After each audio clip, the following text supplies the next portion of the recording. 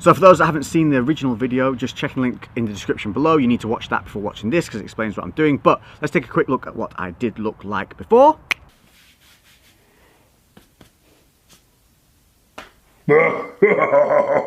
Bloated and loggy right now, not looking too impressive by any stretch of the imagination. Yep, that was legit. That was exactly how I looked after minimal training and overeating. So welcome to the start of the 7-day transformation. This is going to be a 7-day cycle. It's going to involve some macro counting, some depletion phases, a loading phase, tweaking and peaking the body, and I'm going to show you guys exactly how I'm going to go about doing that. And also what I'll do is give you guys a average kind of level of macros to follow to be able to do this alongside. So a generic way, because what I do is going to be linked towards me and what I know my body works to and what I've used in the past. Make sense? Cool. Let's go. We need to cover what macros are just very briefly. We can talk about this for hours on end, but I'm just going to cover it quickly for those that don't know. Macros is not a diet. It's short term for macronutrients. Your macronutrients are your proteins, your carbs, and your fats. Manipulating these three things is what can manipulate your body fat to lean mass ratio. Micronutrients, things like your vitamins and all that jazz, in comparison to the macronutrients, have very little effect on your body composition. So focusing on macros means we control the proteins, the carbs, and the fats towards our goal set. Now, what I'm going to do is going to be a little extreme. This is going to be more like a peaking thing, but it's just to emphasize what you can do with the body and how you can manipulate it in a short period of time with diet and training. Now, granted, this result is not going to be sustainable, but what it does do is pull my body back in line. So what I achieve in terms of getting rid of water retention, getting my diet back on track by counting the macros properly and getting my body back into a consistent routine, that will stick with me. But these are all going to be tricks you can use for the stage as well. So how do we count macros? We set ourselves a goal based on our lifestyle, age, height, lean body mass, that's kind of your muscle, skeletal muscle, organs, blood and all that. Put that alongside your activities, your lifestyle and all that kind of jazz, and then we come up with some numbers which suit your goal. Obviously in this one we're focusing on deficit and depletion. Now throughout this you're going to be able to follow me on MyFitnessPal. The link is in the description. Make sure you download that app and then you can follow me on there. You can see exactly what I eat day to day. It'll be completely logged by the time I go to bed each day. I can't guarantee that the meals are all going to be exactly perfectly laid out as they're taken. What I'll do often is eat a couple of meals, remember what I've eaten, maybe I'll be out and about, and then I'll come back and log it all in one go. You'll be able to see my target that I hit each day in terms of protein, carb and fat. So you're able to see exactly what I've eaten and the numbers that they generated by the end of the day. Sounds complicated, but really it isn't. You can even barcode scan foods now and it automatically brings them up and then you just log how much of it you've eaten. Super easy. Instead of putting your plate on just the kitchen side, you put your plate on a weighing scale, and as you put the food on, you just log the amount. It's that simple. Weigh everything cooked if it needs cooking, or if you're eating it raw, weigh it raw, obviously. Sense, use common sense. It's in there, we've all got it, I believe in you. So let's get down to the actual numbers and the way I'm going to do things. So my normal macros for a day would be around about 200 protein, 350 carbs, and around about 65, 70 fat. So I have a 7-day block to work with. So the macros for day 1, 200 protein, 250 carbs, and 60 fats, totaling at 2,340 calories. So day 1, we are going to go what would initially be called a pullback day. So if I was to overeat normally, this would be a day I do afterwards. It's underneath my maintenance, but it's not anything crazy and it's still quite a good day of eating.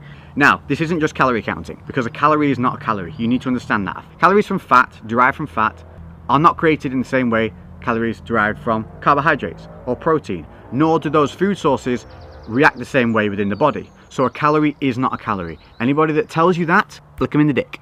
What if they're a woman, Lex? Flip them in the nip. Day 2. Now, this is where things are going to get nasty. Normally we'd do 3-day deplete, 2-day load. But because I've been overloading for such a long period of time, I thought, let's just kick this into gear. We'll do a 4-day deplete, because normally this protocol will be utilized alongside an already well-controlled diet, and then the 3-day depletion would really take effect because you'd had such control prior. I hadn't had that control. I've had 3 or 4 days of eating loads of crap, so my body's fully overloaded. So I'm putting in an extra day there, just to make sure that when I kick into that 3-day point, it really does get the effectiveness of that depletion timeline.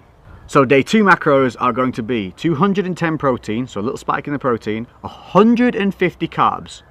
That's the same as like what Lainey eats, a 5'2", 108-pound woman. And 55 fat, so a little pull on the fat but not huge. So that totals out at 1,835 calories. We're going to run that for 4 days. You need fats to stay functional. You need fats for hormone support, and you also need fats to help you stop being a grumpy git. If you cut carbs and fats, you're basically taking the batteries out of the toy. It ain't gonna run. What we're doing here is glycogen depletion, so carbs. We're gonna manipulate carbs more than anything. So if you want to do this, some targets that you can hit for yourselves. So start day 1, I want you to hit 180 protein, 220 carbs and 55 fat. Move into day 2 at 180 protein, 200 carbs and 50 fat. Day 3, I want you to come in and join me. 200 protein, then you're going to drop your carbs to 150, or if you feel you can do, 125, and you're going to bring your fats to 50. That's what I want you to do up through this depletion phase. The loading phase, what you're going to do, I'll tell you when we get there. Okay, listen to me here. Training. Your training through a diet does not need to change from your training during a gain. There is no high rep, high volume burns more fat. It's bullshit. Your energy levels will drop a little bit in a deficit. I mean, they're going to, but your deficit should be balanced so that you reduce the amount of energy loss and tiredness that you feel. The idea when you're dieting, as a general rule, not for what we're doing here, is to support the body as much as possible while still allowing it to lose weight. That means eating as much food as possible while still dropping weight. So the only thing that's going to change in my training is I'm going to start adding in some helicardio, just through the depletion phase to help drive out that glycogen, help deplete the body down, and also help control that kind of water retention and things like that. Also, I'm going to keep my water nice and high, so I'm looking at least 2 to 3 litres per day, consistent drinking of water, very, very important. The cardio is going to be mainly HIIT training through boxing, so it's going to be bag work, pushing the pace. You've got to push the pace. When you're on the bag and things like that, it's down to you. So obviously you're not running at a certain speed or moving at a certain speed. You've got to constantly stay active, so it's down to you. It's a mental challenge for me, but also I enjoy the boxing side of things, and also obviously later this year I want to be able to do a boxing match, so I want to always be keeping in line my cardio things alongside my weightlifting that has relevance to what I want to do in life. You know, don't think that you have to go on a treadmill and trudge away for 40 minutes at a time. It has its place when you need it, but try and make your cardio something more sporty, something that fits in line with the rest of your lifestyle. So I'm going to look to do around about 30 minutes of HIIT training each of the days from day 3. Why from day 3? Because day 1 and day 2, I want to see how the body reacts just with the diet itself, and that's going to let me judge how hard I need to push the cardio. A good idea for anything is to do some HIIT training of around about 20 to 30 minutes. 30 minutes for the boxing, because I'm going to have longer active periods and more substantial rest periods. Whereas if I'm going to do things like sprints, which I'll also be doing, that's going to be maybe even 15 minutes on that. With the sprints, it's going to be constantly active. So you sprint out, drive out as hard as you can, then you jog back, turn and sprint. So there's no real stop and rest points like with the boxing. So again, that time that you overall have to achieve to create the same result reduces because you're constantly active through the whole time.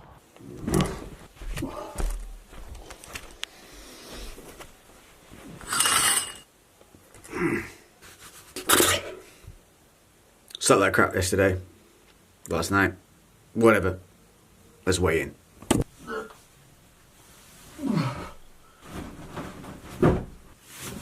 Yep.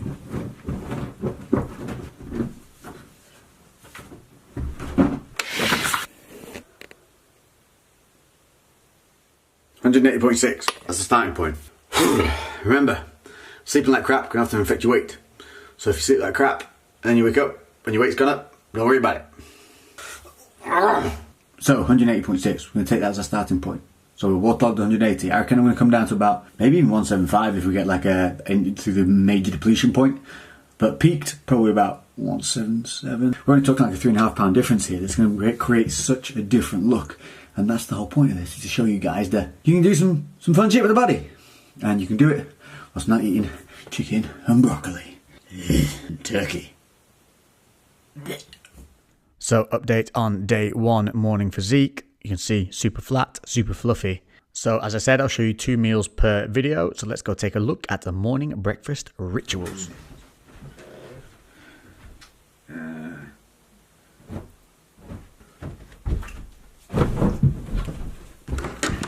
Good morning. Let me just show you guys something. There's the Bobster.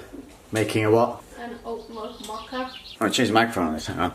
Because not enough people notice you when you're carrying just the camera with the tripod on it. What you also need is a furry penis on the top. Oh yes, furry penis. Now we're proper YouTubers.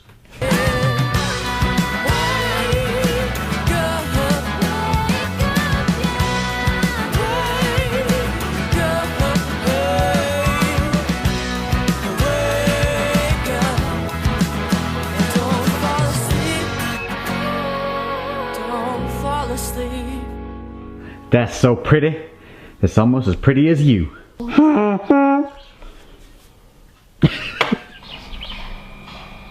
What I wanted to show you was, look, there's no rain. Hell, at this rate, I might even be able to put on a t-shirt.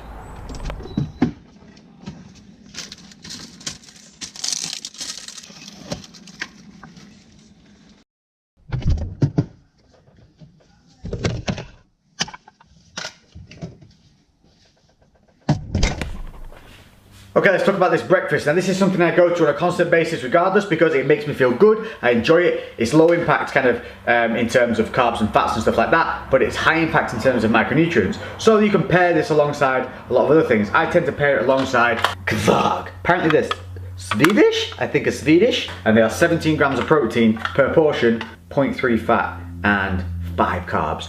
5 carb, 17 protein, bugger all fat, perfecto! 100 grams of strawberries, 75 grams raspberries, but only 50 grams of the blueberries because they look like blue balls. Get it? Pre-packaged pineapple. They call these pineapple lollies, but these are pretty good. Why is pre-packaged good? One, for pineapples they last bloody longer, but two, they're pretty solid on the portion size on those, so you don't really need to weigh them. If you're in a rush, you can just take them and go. Once you've logged it once, if it's pre-cut and done, you can just kind of like throw it in there and not worry too much. Things like making a brew. If you're British, you need your brews. You also need this mug. So when you're making your tea and you have your little bit of milk in it, weigh the first couple of times you do it, then take the average. But if you were to not measure that milk that you're putting in your brews and you just count it as being nothing, then that over time, if you're like me and having 3 or 4 brews a day, then you're adding in 100 ml, 120 ml of milk that you're not accounting for. That's extra carbs, extra fats. You need to be in control of those little things. Plus, you still want to make your life nice and easy, so weigh it a couple of times, take the average, and just get used to that little glug pour, glug pour, glug pour. You gotta kick, you gotta get that hip, you gotta and then a little bit of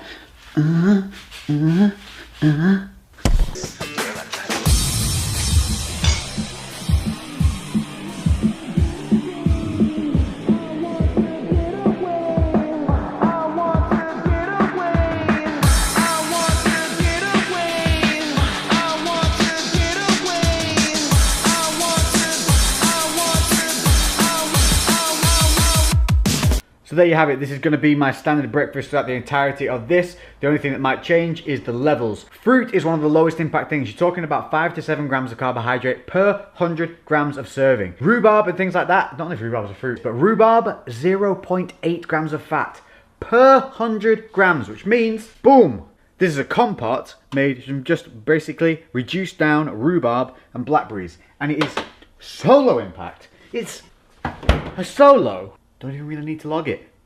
Woo! So, hit targets today.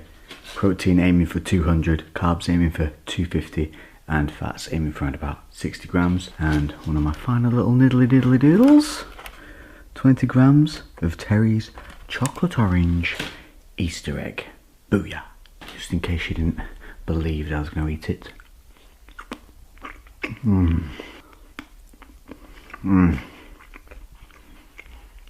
How's your chicken and broccoli, bros?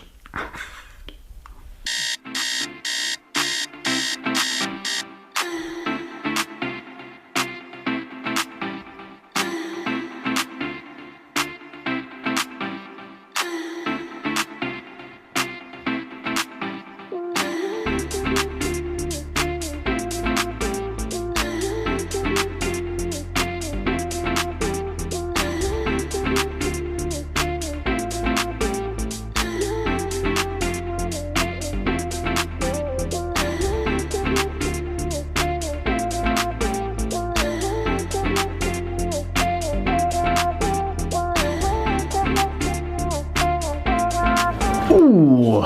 So first depletion day almost down and done, and as I said, I'm going to show you a couple of meals in each video. So there's going to be 4 videos, so by the time you get to the 3rd video I'll have 2 meals per video, so you'll have 6 meal ideas to go through. And this one, which I'm going to show you now, it's a low carb choice. So this is one about being clever and utilizing certain things to help you get more food for less macros, and that's where clever shopping comes into play. So I had the Joseph's Pitters. These are very low in carbohydrate. They also do wraps and other sorts of things in there. Then we had the chicken breast with protein cheese, all wrapped in on top. All done pretty much man style, just whacked into the microwave. Chicken was pre-prepped, so 100 grams of chicken in the microwave, 40 grams of the protein cheese on the pita wrap, let it melt down, wrapped it up, then put it on the toaster. Finally found out what those two little weird things on the toaster are for. These things, pop your pita on there, toast it off, makes it almost a little bit like a little bit of a tortilla. Lovely. Very popular today. And the point of these things is, when you hit this deficit, it's not to starve yourself, it's to be clever with your food. It's to get a little bit smarter with your food. Get a little bit smarter with your food choices and where you buy from. Now, predominantly we're in the UK, we use a company called Muscle Food. Use the code LEX50 to get 5% off any order that you might like. Oh, the link's in the description. Well, thank you. But if you're in somewhere like America or anywhere like that, there's crazy things always available to you. Just do some research on the net, find some alternatives. That's what all this journey's about. It's about experimentation and finding things out. What you like, what you don't like, what you can budget for, what you can't budget for. Basics of it are though, you want to maximize your food. When you're in these low days, you want to find the food that gives you the most volume for the least amount of macros. So that's not to say if you were craving chocolate, you couldn't have chocolate. Personally, if I had a lot of fat left and I wanted chocolate, I'd have some like dark chocolate squares. Because it's high in cocoa, it's going to satisfy that chocolatey need that you want, but also it's going to bump up your fats, which you might have a lot to play with. Because predominantly in this nation now, we all live on like low fat diets. And really, we need more fats in our diet. So if we're all eating low fat food products, most people by the end of the day are probably massively under eating in their fats. So there's a little thing that you can play around with. If you're not going to follow this challenge in total, what you can do is just eat a normal day. Have your normal day's feeding, but just weigh the food as you eat it. And then by the end of the day, see what total macros you're generally eating each day. At least it'll give you a guide as to where you are. So in the next upcoming videos, what we're going to cover is some more of the training, some more of the cardio in specifics, and also how I'm feeling and how I'm looking. So I'll keep logging in, I'll keep checking in. Thank you for all the support. I hope you're enjoying this funky little series. And let's see what kind of crazy 7-day shreds we can create. All right.